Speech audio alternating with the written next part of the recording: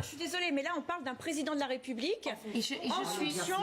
Et moi, ce qui me surprend le plus, c'est que ce président de la République en fonction passe son temps à taper sur les Français, sur le territoire comme à l'extérieur, ce qui est encore plus grave, parce que se servir de la tribune de l'ONU pour aller se flageller devant l'ensemble des chefs d'État, pour moi, c'est absolument scandaleux, parce que quand on est candidat à une élection présidentielle, on a un pacte moral avec les Français, on décide d'épouser les Français, tous de façon inconditionnelle, et ça veut dire qu'on s'interdit aussi ce genre de propos. Vous n'entendrez jamais Trump aller taper sur les Américains. C'est toute la différence qu'il y a avec Emmanuel Macron, c'est qu'il passe son temps... Mais taper sur le reste du monde, oui. Taper sur le reste du monde, oui, mais il a quand même cette dimension où il va porter son drapeau, porter ses habitants et porter la parole d'un pays. Vous voulez dire la France d'abord, il faut d'abord, ce qui me dérange, c'est vraiment fondamentalement ça, c'est-à-dire qu'en fait, il y a certains Français qui ont la considération d'Emmanuel Macron, d'autres qui ne l'ont pas, et du coup, on a quand même aussi une justice à deux niveaux, et ça, il faut quand même le rappeler, c'est le problème de la délinquance à col blanc qu'on a aussi autour d'Emmanuel Macron,